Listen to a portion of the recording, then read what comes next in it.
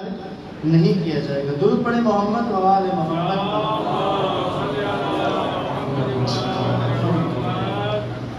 عزاداران مولا حسین، جس موضوع کا انتخاب کیا ہے، امام حسین علیہ السلام کے اصحاب امام حسین، ان کی سیرت و کردار کے حوالے سے آپ کے سامنے اس عشرے میں، ان مجالس میں کچھ عرائض انشاءاللہ عرض کیا کروں گا۔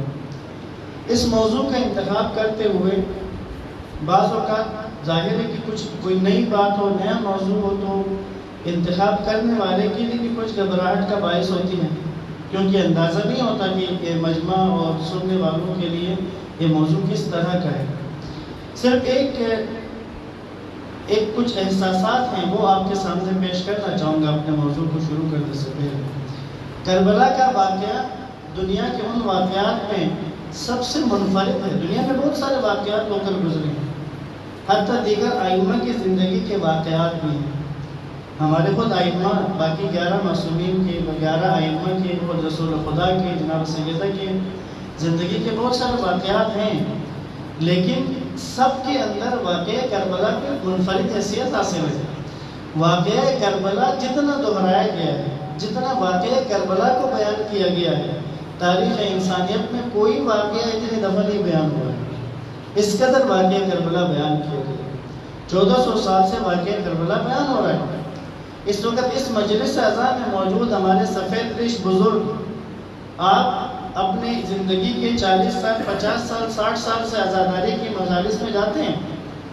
آپ نے اگر ہر سال ایک عشرہ بھی اٹینڈ کیا ہو، تو مطلب ایک بندہ 40 سال سے ہر سال ایک عشرہ کرنا، تو 40 عشروں تک 40 عشرے سنے ہوئے ہیں اس کربلا کے اوپر۔ لیکن آج انشاءاللہ میں نے چند مثالوں کے لیے، آج جو آغاز کی مجلس ہے، اس میں نے چند مثال کے طور پہ آپ کے سامنے اپنی اس بات کی تصدیق و تائید کے لیے تمثیل کے طور پہ چند اصحاب کا انتخاب کیا ہے کہ جن کا ذکر میں کروں گا۔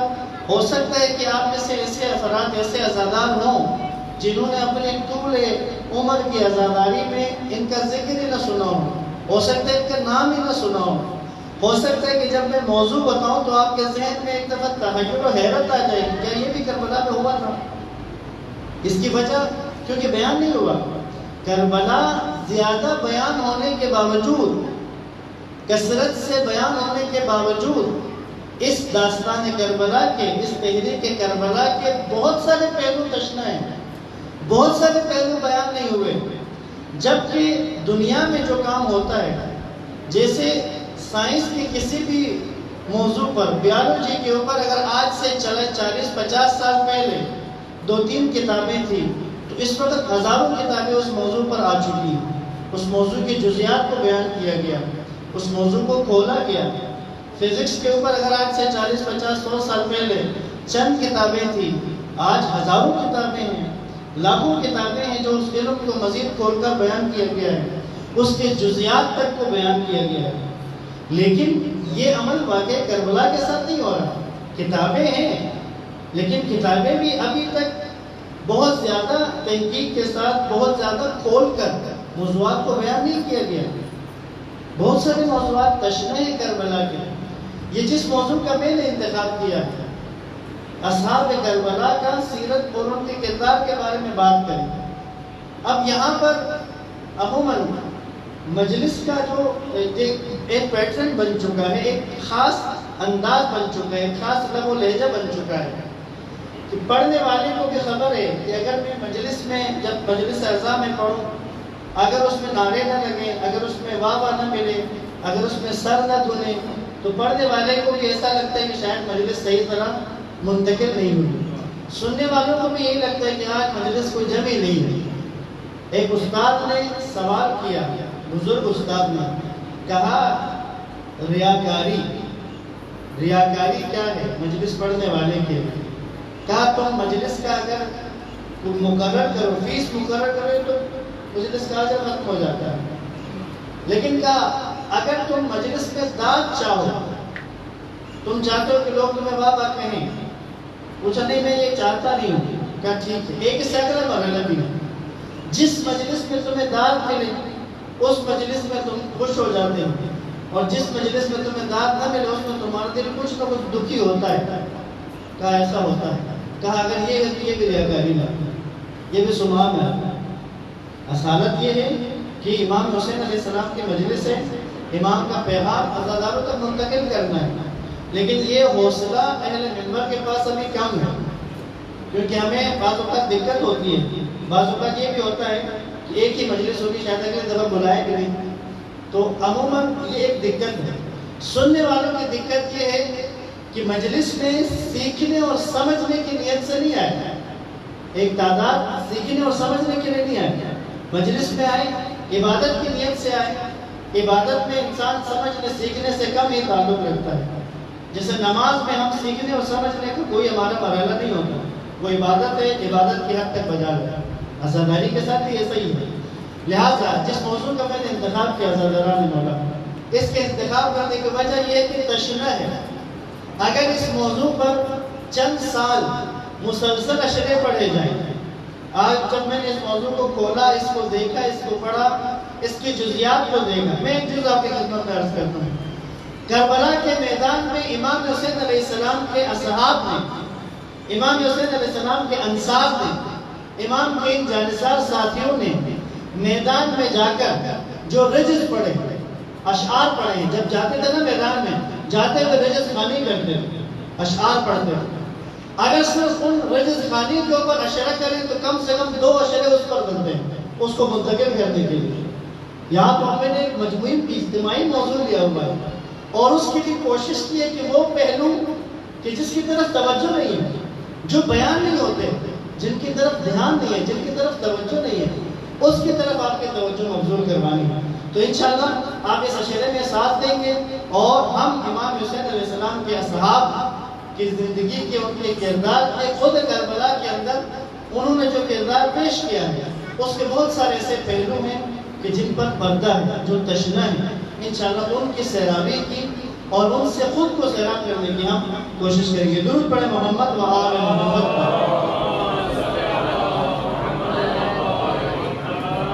امام حسین علیہ السلام کا ایک جملہ ہے اپنے اصحاب کے بارے میں، اور یہ آسان بات نہیں ہے. مولا حسین نے کہا جیسے اصحاب مجھے ملے ہیں، نہ میرے بابا کو ملے ہیں، نہ میرے بھائی کو، نہ میرے نانا کو. یعنی جیسے اصحاب امام حسین کو ملے.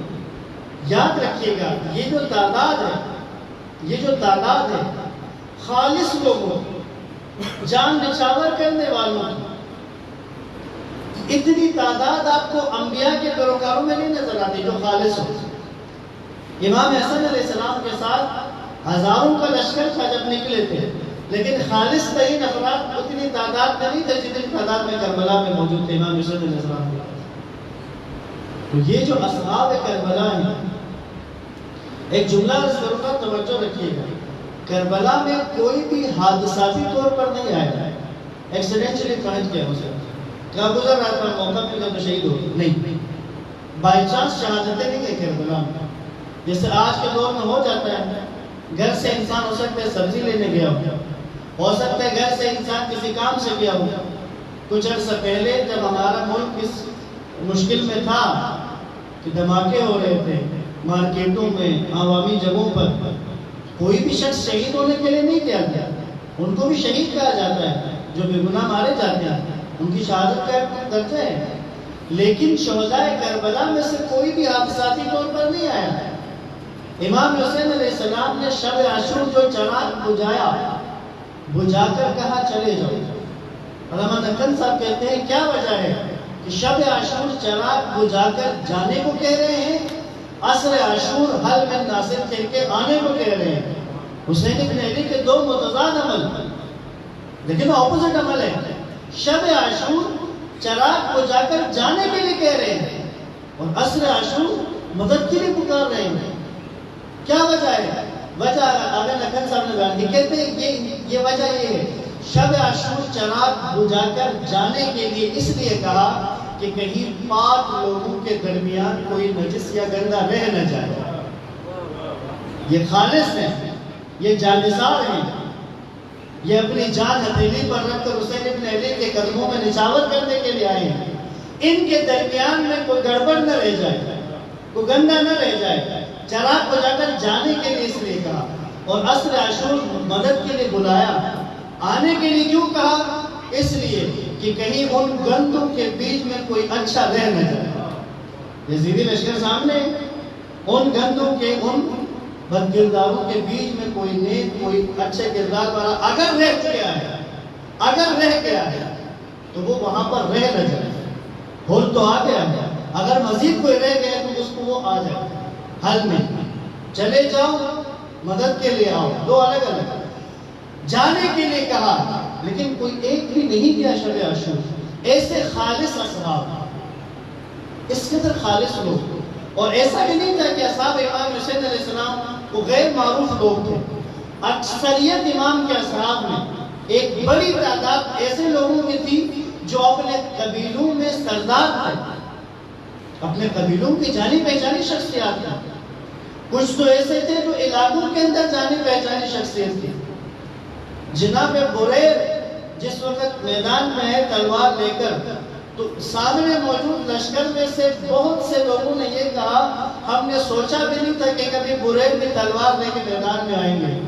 یہ تو قرآن کا درس دینے والے تھے، یہ تو قرآن کی تعلیم دینے والے تھے۔ کوفہ میں کبھی ان کو کسی سے لڑتے جھگڑتے نہیں دیکھا، تو لوگوں کے تصور میں بھی نہیں تھا کہ یہ تلوار لے کے سامنے آ جائیں گے۔ یاد رکھیے، کربلا میں کوئی بھی حادثاتی طور پر نہیں آیا۔ جو آنے والے تھے ان کا تیز، ان کے کردار، ان کی زندگی انہیں کربلا میں کھینچ لگی، اور جس کے پاس مطلوبہ کردار موجود نہیں تھا، انشاءاللہ آگے عبرتوں میں آئے گا، میں نے کچھ عبرتیں بیان کرنی ہیں اس داستان میں۔ جس کے پاس کردار نہیں تھا، وہ جب اصحاب شہید ہو گئے، صرف 2 صحابی باقی رہ گئے تھے۔ ابھی بنی ہاشم کی باری نہیں ہے، 2 صحابی باقی رہ گئے تھے۔ ایک شخص تھا، وہ امام حسین کو چھوڑ کے نکل گئے، کیونکہ یہ آیا تھا، صبح عاشور آیا، آ کر اس نے امام سے کہا، میں ملنے، امام نے جب اس کو نصرت کی دعوت کی صبح عاشور، تو اس نے شرط یہ رکھی کہ میں اس وقت تک ساتھ رہوں گا جب تک آپ کے جیتنے کا امکان ہوگا، جب آپ کے جیتنے کا امکان نہ ہو تو پھر میں ساتھ چھوڑ جاؤں گا، اور جب اس نے دیکھا کہ جیتنے کا امکان نہیں ہو تو چھوڑ کے جاؤں۔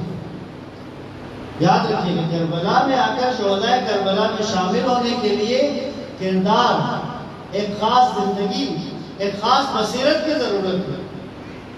ان کے حامل افراد کربلا میں امام حسین علیہ السلام پر اپنی جانیں نشانہ کرنے کے لیے آئے تھے۔ درود پڑھیں محمد و آل محمد پر۔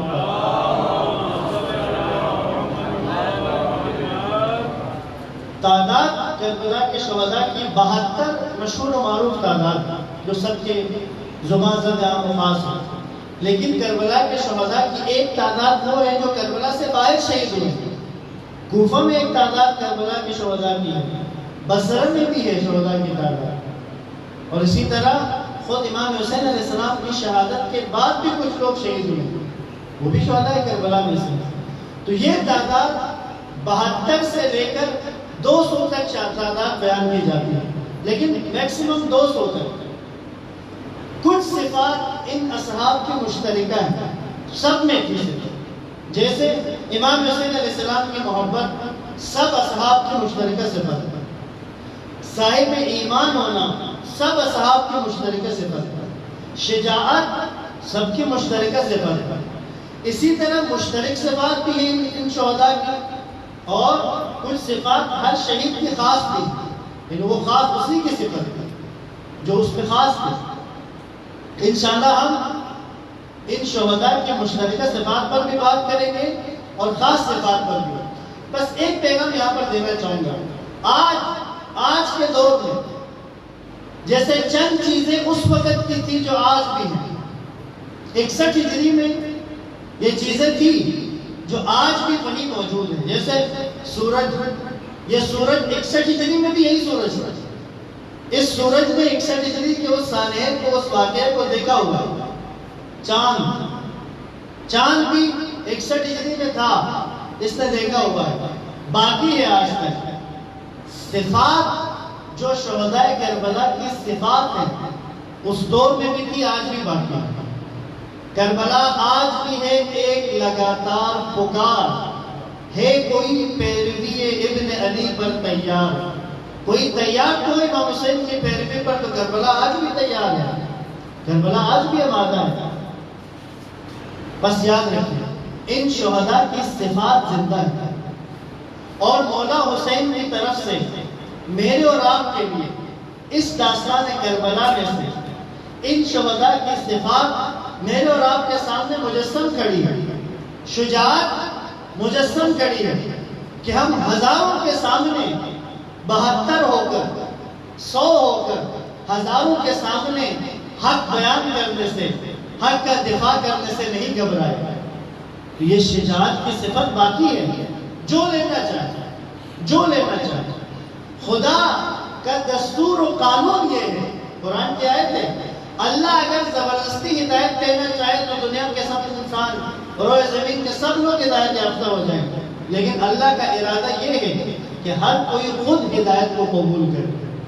یاد رکھیے گا صفات اصحاب کربلا کے آج بھی باقی ہیں۔ زبردستی یہ صفات کسی کے اندر نہیں رکھے جائیں گے، کسی کے اندر یہ صفات ڈائریکٹ نہیں آئیں گے۔ جو اپنانا چاہتا ہے، جو ان صفات کو لینا چاہتا ہے، تو ان صفات سے اپنے آپ کو آراستہ کرے، تو پھر ایک خوشخبری ہے، ایک بشارت ہے۔ عرض کرتا ہوں درود پڑھے محمد و آل محمد۔ مولا علی علیہ السلام جنگ جمل سے واپس آئے، جب واپسی یا رستے میں تھے یا کوفہ آ چکے تھے، ایک صحابی نے مولا کا اس نے آگے امام سے کہا مولا میرا بھائی ہے، وہ جمل میں آپ کے ساتھ جا نہیں سکتا، لیکن اس کی خواہش بڑی تھی کہ آپ کے ساتھ جا کر جہاد کرتا، اس کا شوق تھا، لیکن ایسی مجبوری تھی، کوئی شرعی عذر تھا جس کی وجہ سے وہ آپ کے پاس آپ کے ساتھ جنگ میں شامل نہیں ہو سکتا۔ امام نے ایک سوال کیا اس سے، امام نے کہا کیا وہ ہمارے رستے پر ہے؟ کیا وہ ہمارے رستے پر ہے؟ اس نے کہا جی جی مولا وہ آپ کے رستے پر ہے۔ امام نے کہا اگر وہ ہمارے رستے پر ہے تو پھر وہ جمل میں ہمارے ساتھ شامل تھا۔ کہا جب جمل کا اجر دیا جائے گا تو اس کو بھی دیا جائے گا۔ پھر امام نے کہا نہ فقط اس کو بلکہ قیامت تک کی آنے والی تمام نسلوں میں سے جو بھی ہمارے رستے پر ہوگا اس کو ہمارے ساتھ ہونے کا اجر دیا جائے گا۔ ہم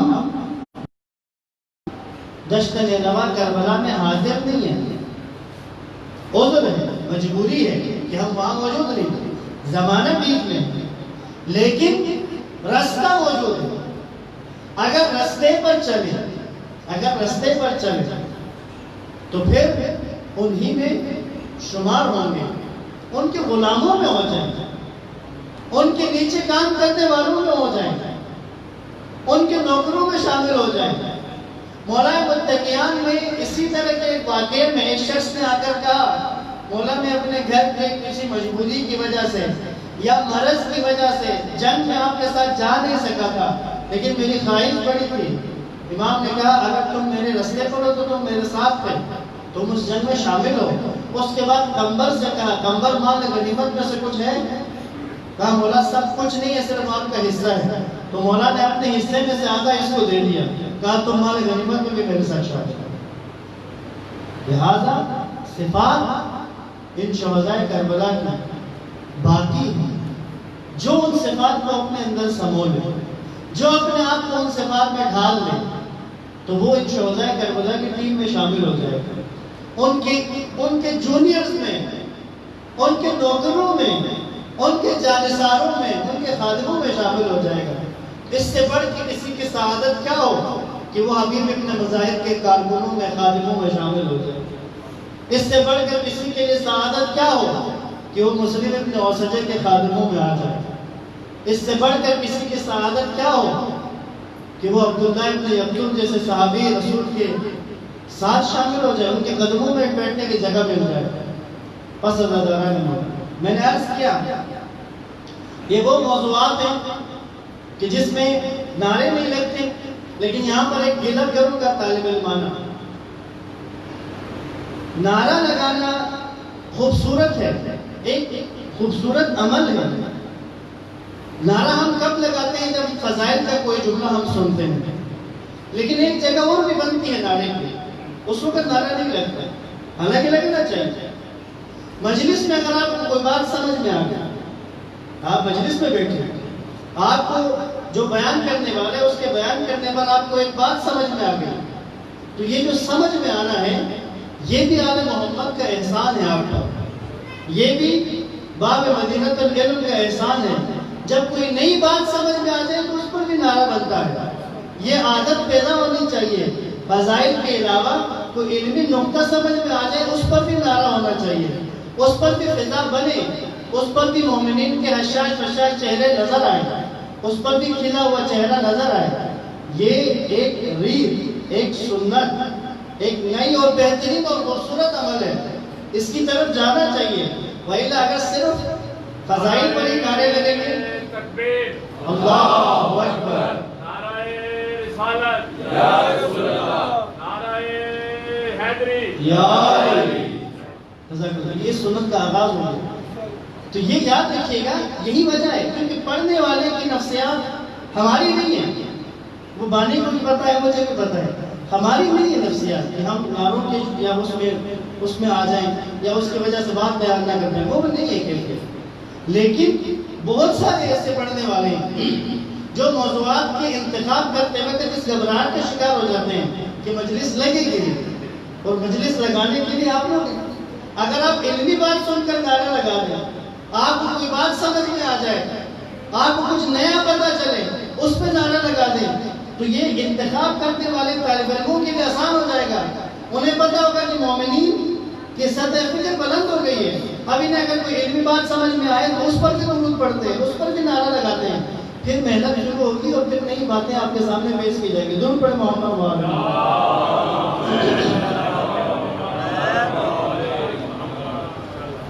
کچھ میں تعارف، کلی تعارف چند جملوں میں کروا رہا ہوں، شاید کہ اس سے پہلے اس طرح کی بات نہ سنی ہو یا کم سنی ہو، میں احتیاط کے طور پر کم یہ باتیں سنی ہوں۔ چند چیزیں جو اس اشرے میں ہم بیان کریں گے، چند باتیں میں آپ کی خدمت میں عرض کرتا ہوں۔ سب سے پہلی بات امام حسین علیہ السلام سے شروع کرتے ہیں۔ امام حسین علیہ السلام کے علاوہ مولا کے 5 بھائی کربلا میں شہید ہوئے۔ حضرت عباس کا ہمیں پتہ ہے، باقی 4 بھائی ہو سکتا ہے نام بھی سب کو یاد نہ ہو، کچھ نام یاد ہو، باقی 4 کے بارے میں سنا بھی نہ ہو، یاد بھی نہ ہو، ممکن ہے۔ اور یہ ہو سکتا ہے، میں نے عرض کیا تھا شروع میں، ہو سکتا ہے 40 سال سے مجلس سن رہے ہوں، اور ہو سکتا ہے کہ تعداد بھی آج پتہ چل رہی ہو کہ مولا علی کے 6 بیٹے کربلا میں شہید ہوئے، امام حسین اور امام حضرت عباس کے علاوہ 4 اور ہیں، 6 بھائی شہید ہوئے، لڑکے شہید ہوئے، جنگ کی ہے، بنی ہاشم میں سے تھے، فرادہ جنگ کر کے لڑے، شہید ہوئے۔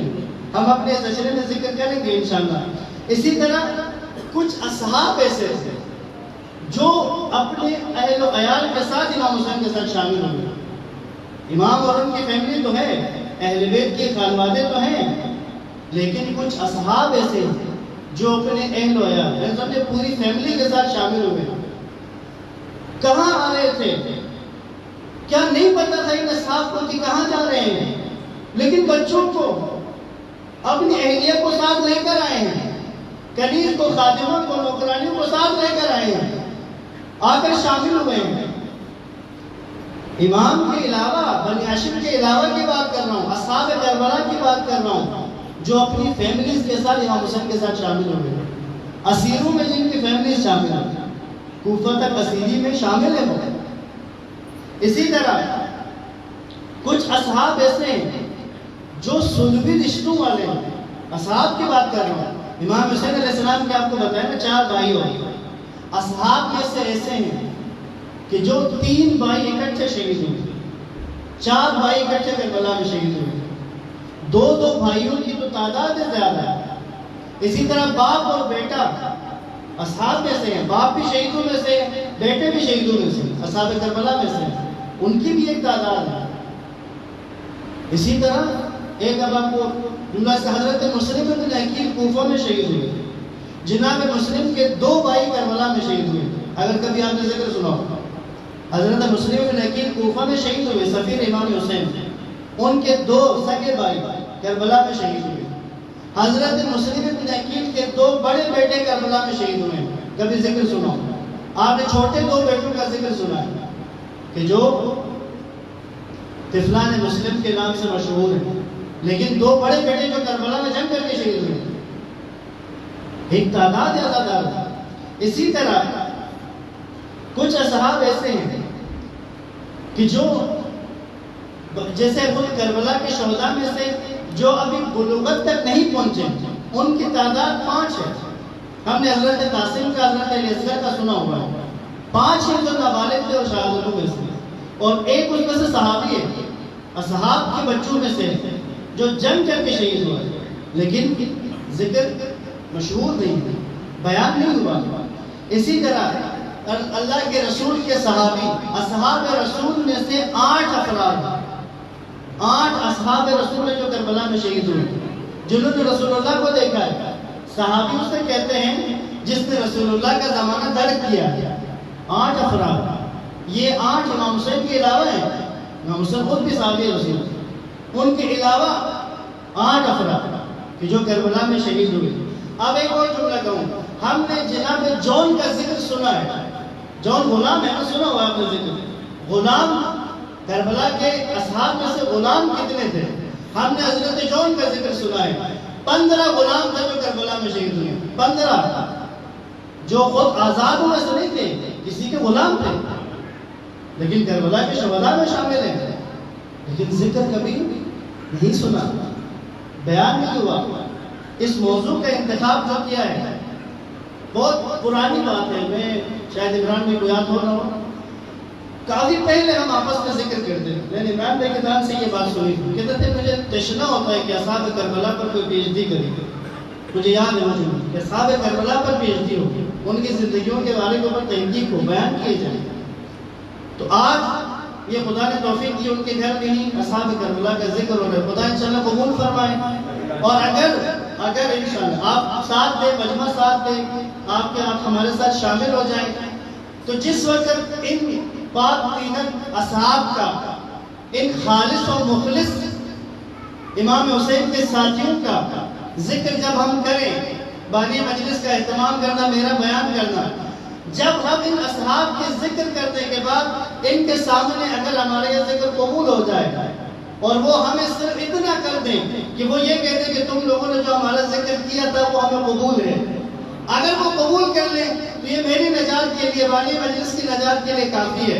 لیکن ہماری خواہش یہ ہے کہ اس قبولیت میں یہ مجمع بھی ہمارے ساتھ شامل ہو جائے، لہٰذا پوری توجہ کے ساتھ اور پوری دلچسپی کے ساتھ۔ ہو سکتا ہے کبھی کبھی کسی جگہ کچھ خشکی آ جائے، لیکن اس خشکی کو علمی طور پر خود کو سیراب کرنے کے لیے وہاں بھی آپ نے انشاءاللہ ساتھ دینا۔ درود پڑھے محمد و آل محمد۔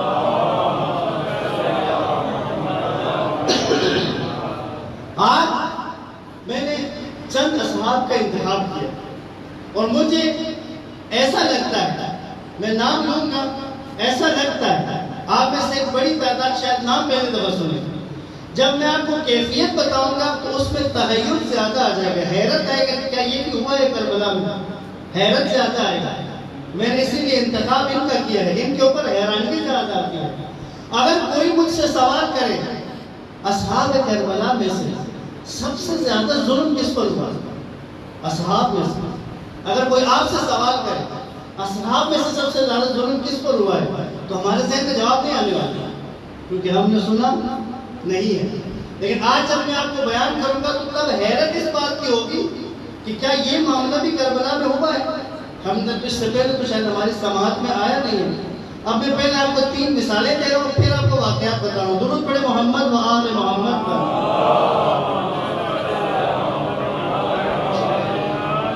مستند ترین کتابیں، میں نے کتابوں کا انتخاب بھی پرکھنے کے بعد کیا اور انشاءاللہ پوری ذمہ داری کے ساتھ میں پڑھ رہا ہوں، جو بھی پڑھ رہا ہوں حوالوں کے ساتھ موجود ہے، جس کسی کو بھی ضرورت ہوگا ہم حوالے دینے کے لیے تیار ہیں، سوشل میڈیا پہ لائیو مجلس جاری ہے، حوالوں کے ساتھ ہم بات کر رہے ہیں۔ پہلا، کیا ہم نے سنا ہے حضرت حور علیہ السلام کے بارے میں ہم نے سنا ہے کہ وہ یزید کا لشکر چھوڑ کر امام حسین علیہ السلام کے ساتھ شامل ہو گئے؟ کیا آپ نے سنا ہے کہ عصر کے وقت 2 بھائی تھے جو یزید کے لشکر سے نکل کے امام حسین کے پاس آئے تھے، امام حسین تنہا رہ گئے، آ کر کہا ہم توبہ کرنا چاہتے ہیں، امام نے توبہ قبول کی اور وہ لڑ کر شہدائے کربلا میں شامل ہوئے. اصل ان کا ذکر بھی کروں گا. ایک اور کیا سنا ہے امام حسین علیہ السلام کی شہادت کے بعد بھی کچھ صحابہ زندہ تھے, زخمی تھے اور زندہ تھے, زخمی ہوئے زندہ رہے. کچھ امام کی شہادت کے بعد ہوش میں آئے, پتہ چلا امام شہید ہو چکے. 3 اصحاب ہیں اور ان تینوں کے الگ الگ کہانی کہ ان کے ساتھ آپ نے کیا ہوا, انہوں نے کیا کیا, تینوں کا الگ مسئلہ. اور مجھے آپ کے چہروں کے تحیر سے اندازہ ہو رہا ہے کہ یہ باتیں نہیں ہیں, تو انشاءاللہ ان کی تھوڑی سی ڈیٹیل میں بیان کروں. درود پڑھے محمد وآل محمد.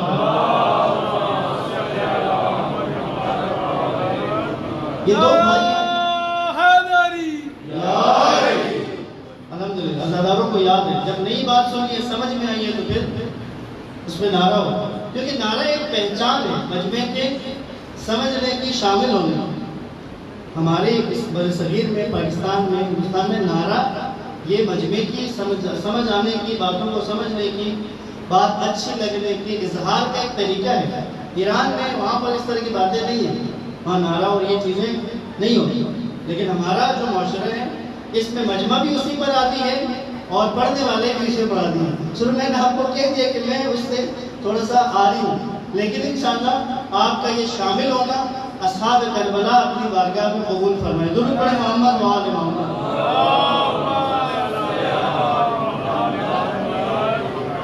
یہ 2 بھائی ہیں, ایک کا نام ہے جناب سعد ابن حرث اجلانی اور دوسرے ان کے بھائی ہیں ابو الحدوف ابن حرث اجلانی. یہ دونوں جوان تھے جنگ صفین میں.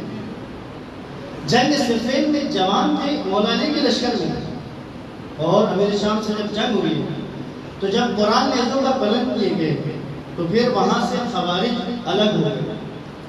تو یہ دونوں جوان تھے, یہ اس وقت خوارج کے ساتھ مل گئے. مولا علی کو وہاں سے انہوں نے چھوڑ کر خوارج کے ساتھ مل گئے. پھر باقی زندگی انہوں نے خوارج کے ساتھ گزاری. کربلا میں عمر سعد کے لشکر میں ان کو پہلا جو دھچکا لگا وہ شب عاشور لگا. شب عاشور لگا جب یہ لوگ امام حسین کے خیام کے قریب سے گزرے تو انہوں نے وہاں سے مناجات کی اور تلاوت کی آوازیں سنی. ایک دوسرے سے کہا کہ وہاں ہم ہلدڑ بازیاں سن رہے ہیں, قرآن کی تلاوت یہاں پر ہے. خوارج کا نعرہ تھا نا, لا حکم الا للہ, کہ اللہ کے علاوہ کسی کا حکم قبول نہیں, حکومت صرف اللہ کی, حکم صرف اللہ کی. پہلا دھچکا ان کو شب عاشور لگا. اس کے بعد ایک عالم دین جنہوں نے پڑھا کہتے ہیں کہ یہ صبح عاشور سے لڑائی میں شامل نہیں ہوئے, محتاط ہو گئے تھے تھوڑے سے, لیکن جو کہ ایک زمانہ خوارج کے ساتھ رہ چکے ہیں اور امام حسین مولا علی کے فرزند ہیں, اس لیے شامل نہیں ہوئے امام حسین کے ساتھ. ہوتا ہے کچھ لوگوں کے تبدیل ہونے کا خاص موقع ہوتا ہے, کوئی خاص فضا ہوتی ہے جو انسان کو اندر سے توڑ دیتی ہے, یا جو انسان کی آنکھوں پر پڑے ہوئے پردے کو ہٹا دیتی ہے. اس عالم دین کے بقول کے صبح عاشور سے لڑائی میں شامل نہیں ہوئے, پیچھے ہو گئے. لیکن عصر عاشور انہوں نے امام حسین کی صدا سنی, حل من ناصر ینصرنا وحل من مغیث یغیثنا.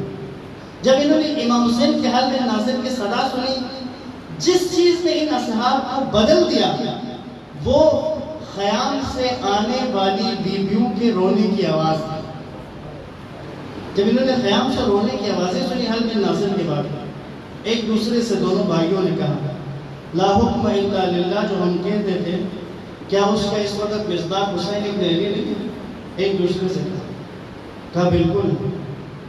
امام کے پاس آئے, امام سے کہا اگر ہم طائب ہو جائیں, ہم نے آپ کے خلاف صبح سے ایک تیر بھی نہیں چلایا, لیکن ہم آپ کی طرف آ نہیں پا رہے, لیکن اب ہمیں اندازہ ہو رہا ہے کہ فرزند رسول ہیں, نبی زادیاں ہیں جن کے رونے کی آوازیں ہم سن رہے ہیں, اگر آپ ہماری توبہ قبول کرتے ہیں تو ہم آپ کی طرف ہیں.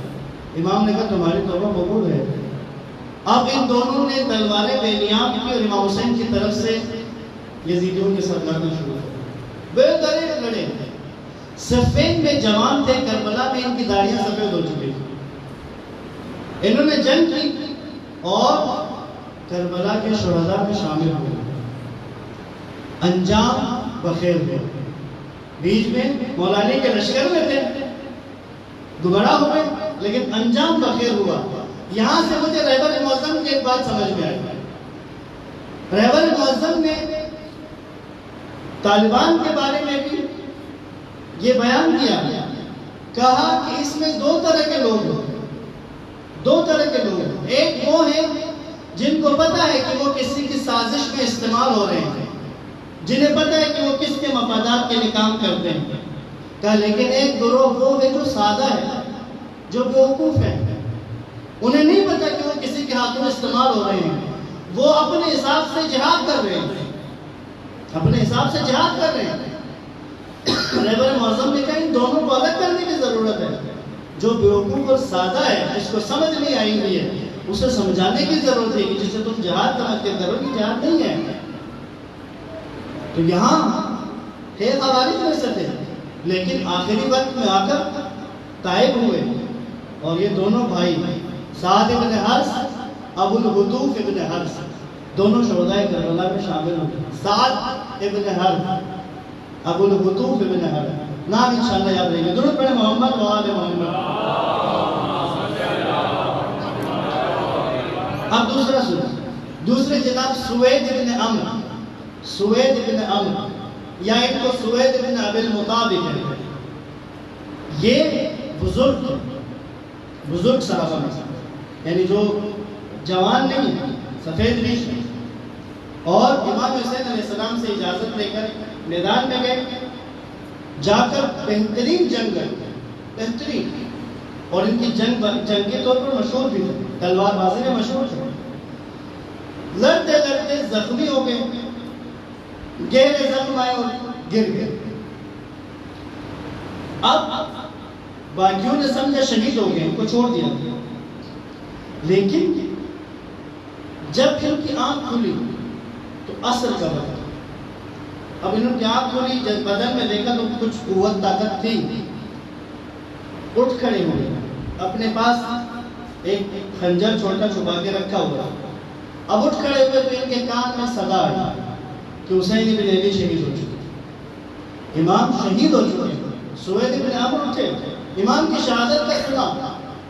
اب یہاں پر میں کہہ رہا ہوں نا، یہ اصحاب کربلا کوئی حادثاتی شہداء نہیں ہیں، یہ پورے امتحانوں سے گزر کے آئے ہوئے لوگ تھے۔ سوید بن عمرو، تم زخمی بھی ہو چکے ہو، اب تو تمہیں پتہ بھی چل گیا کہ مولا حسین شہید ہو گئے ہیں، سرنڈر ہو جاؤ، جان بچاؤ اپنا۔ جو ہی کہا مولا حسین شہید ہو گئے ہیں، وہ چھوٹا خنجر تھا، اس کے ساتھ حملہ ہو گئے یزیدیوں کو، کچھ کو واسطے جہنم دوبارہ کیا، پھر شہید ہو گئے کربلا کی سلسلے میں۔ یعنی امام حسین کے بعد، شہادت کا سننے کے بعد، جب میں نے ان کا ذکر پڑھا مجھے احد یاد آ گیا۔ احد میں مولا علی سے بعد میں پوچھا گیا کہ آپ کے کانوں میں یہ صدا نہیں آئی تھی رسول خدا شہید ہو گئے؟ مولا نے کہا آئی تھی۔ کہا جس نے سنا تھا رسول خدا شہید ہو گئے ہیں تو وہ تو فرار کر گیا، آپ کیوں ڈٹے رہے؟ مولا علی نے کہا جب میں نے یہ سنا رسول خدا شہید ہو گئے ہیں تو میں نے کہا رسول خدا کے بعد پھر اس دنیا میں رہ کر کیا کرنا ہے؟ سوید بن عمرو کا یہی جملہ ہوگا کہ حسین شہید ہو گیا تو حسین کے بعد اس زندگی کا کیا کرنا ہے؟ دوبارہ لڑائی کی اور اپنی جان قربان کی سید الشہداء کی راہ میں۔ درود پڑھے محمد و آل محمد۔ اب جن دو اصحاب کا نام لوں گا، یہ وہ موضوع ہے جو مجھے اندازہ ہے بہت سے ہمارے عزاداروں کے لیے نئی بات ہوگی۔ یہ دو اصحاب وہ ہیں جو کربلا میں زخمی ہو گئے، ان کے قبیلوں نے ان کو اٹھا لیا، تو یہ کربلا کے میدان میں شہید نہیں ہوئے، ان کو کربلا سے اٹھا لیا، ان کے قبیلوں نے محفوظ کر لیا، اور ان میں سے ایک کربلا کے واقعے کے 6 ماہ بعد شہید ہوا اور ایک سال بعد شہید ہوا، 1 سال بعد شہید ہوا۔ 2 پہلا نام جناب سوار ابن منعم، سوار ابن منعم، اور دوسرے موقع بن ثمامہ، موقع بن ثمامہ۔ سوار ابن منعم یہ ظہر سے پہلے جو حملہ تھا جیسے حملے اولا کہا جاتا ہے، یہ اس میں زخمی ہو گئے، یہ زخمی ہو کے گرے ہیں، تو اس وقت ان کو پکڑ کے عمر سعد کے پاس لے گئے. تو وہاں ان کے قبیلے کے لوگ تھے. انہوں نے عمر سعد سے سفارش کر کے ان کو قتل ہونے سے بچایا، لیکن ان کو قید رکھا. عمر سعد نے قید میں رکھا دیا، رہے اپنے قبیلے میں لیکن قید کی حالت میں. 6 مہینے کے بعد ان کی شہادت ہوئی اور ملحق ہو گئی شہداء کربلا کے ساتھ. میں نے عرض کیا نا آپ سے، اگر کوئی سوال پوچھے اصحاب کربلا میں سے سب سے زیادہ اذیت، سب سے زیادہ مصیبت، سب سے زیادہ تکلیف کس شہید کو ملی ہے، تو آئیے اس کا ذکر کروں. یہ جناب موقع بن ثمامہ، موقع نام بھی پہلے دفعہ سنا ہوگا. درود پڑھے محمد وآل محمد. یہ امام حسین کے لشکر کے تیر اندازوں میں سے بہترین اور ماہر تیر انداز تھا. انہوں نے اپنے ترکش پہ بہت سارے تیر رکھے ہوئے تھے، اور جس وقت حملہ ہوا، جب جنگ شروع ہوئی، تو اپنے سارے تیروں کو انہوں نے بہترین نشانوں کے ساتھ اپنے تیر ختم کیے. جس وقت تیر ختم ہوئے، ان کے بارے میں جملہ ملتا ہے، یہ آگے بڑھے اور انہوں نے لڑنا شروع کر دیا. کہتے لڑتے لڑتے اتنے زخمی ہو گئے تھے کہ ان سے کھڑا نہیں ہوا جا رہا، کھڑے نہیں ہو سکتے. انہوں نے اپنے دونوں گھٹنے زمین پر ٹیک دیے، لیکن گھٹنے ٹیکنے کے بعد اس حالت میں لڑنے شروع کر دیا. کھڑے ہو کر لڑ رہے تھے، پہلے تیروں سے، پھر تلوار سے کھڑے ہو کر، اب دونوں گھٹنے زمین پر رکھ کر لڑائی کر رہے تھے یزیدیوں کے ساتھ. یہاں تک کہ زخمی ہو کر زیادہ جب زخم لگے تو یہ گر گئے دشتن نبا. ان کو بنو اسد میں سے ان کے قبیلے کے لوگوں نے وہاں سے انہیں اٹھایا اور انہیں کوفہ لے آیا. کوفہ لا کے ان کو چھپا دیا، زخمی تھے. ابن زیاد کو کسی نے خبر دی کہ امام حسین کے اصحاب میں سے ایک موقع ابن ثمامہ، وہ یہاں فلاں کے گھر میں. ابن زیاد نے اپنے سپاہیوں کو بھیجا کہ ان کو شہید کر. جب یہ سپاہی گئے تو یہاں پھر ان کے قبیلے کے لوگ ابن زیاد کے پاس گئے اور ان سے ان کے قتل نہ کرنے کی اس کے ساتھ بات کی. ابن زیاد نے قتل نہ کرنے کی بات قبول کی، لیکن کہا میں ان کو قید کروں گا. اور قید کر کے ان کو بیڑیاں ان کو ڈالی گئی اور ہاتھوں میں ہتھکڑیاں زنجیروں میں جکڑ کے ان کو بحرین کی ایک جگہ تھی زارہ کے نام سے، وہاں پر ان کو قید کر دیا. 1 سال کربلا کے بعد 1 سال اسی طرح زنجیروں میں جکڑے ہوئے زارہ میں قید رہے. 1 سال پورا سال زنجیروں میں جکڑے رہے اور 1 سال کے بعد شہید ہوئے. اب تصور کریں حسین بن علی کے ایک جانثار کے لیے کس قدر مشکل ہے کہ حسین بن علی کے جانے کے بعد ان کو رہنا پڑا، اور پھر 1 سال پورا، وہ بھی آرام سے نہیں، اذیت کے ساتھ، ہتھکڑیوں اور بیڑیوں کے ساتھ. یہ موقع ابن ثمامہ، ناموں کو زندہ کرے آزادہ، بچوں کے ناموں میں رکھے شہداء کربلا کے نام. موقع نام رکھا جائے کسی کا، پھر لوگوں کو پتہ چلا کہ موقع کون تھا. ثابت قدم رہا. کیا واقعی کربلا کے بعد جا کر ابن زیاد کی بیعت کر لیتا ہے، معافی مانگ لیتا ہے، خود کو زیر کر لیتا ہے؟ نہیں، راہ حسین پر باقی کا بیڑیاں ہتھکڑیاں زنجیروں میں جکڑ کر قید کے لیے ڈال دیں گے. اس قید کو قبول کر لیا ہے، لیکن راہ حسین سے انحراف نہیں، راہ حسین پر باقی. میرا دل کہتا ہے موقع زنجیروں میں بندھا ہوا زارہ میں ہوگا، لیکن یقیناً ہر رات حبیب ابن مظاہر آتے ہوں گے موقع سے ملنے کے لیے، زہیر ابن قین آتے ہوں گے حوصلہ بڑھانے کے لیے، مسلم ابن حوصلہ آتے ہوں گے یہ کہنے کے لیے کہ موقع ثابت قدم رہو، مولا حسین تمہارے منتظر ہیں. بس تم ان کے پاس جانے والے ہو. اس قید کو، اس تکلیف کو برداشت کرو. بس بازارہ نے مولا اصحاب کربلا یہ پورا باب ہے. میں نے عرض کیا ہم انشاءاللہ اپنے اس عشرے میں ایک مجلس میں آپ کو خواتین کا ذکر سنائیں گے. کربلا کی وہ خواتین اہل بیت کے علاوہ اصحاب کے خانوادوں میں سے ایسی خاتون کی جو میدان میں جا کے لڑنا شروع کر دیا ہے. اور ان کا جملہ جب میں نے وہ شعر پڑھا جو اس خاتون نے میدان میں جاتے ہوئے کہا ہے، جب انشاءاللہ وہ موقع ہے اور آپ کو میں سناؤں، ایسی داستانیں، ایسی باتیں، ایسے واقعات موجود ہیں. جیسا کہ آج آپ کے سامنے مثال کے طور پہ میں نے چند نمونے اس واقعے کے اصحاب کربلا کی داستان سے چند نمونے آپ کی خدمت میں پیش کیے ہیں، جن کے بارے میں یہی گمان یہی ہے کہ اکثریت نے پہلے دفعہ سنا ہوگا۔ تو بس انشاءاللہ اس عشرے میں ہم کوشش کریں گے ان اصحاب باوفا کا ذکر کریں، ان اصحاب باوفا کی یاد تازہ کریں اور ان کی صفات کا ذکر سن کر خود کو ان صفات سے آراستہ کرنے کی کوشش کریں۔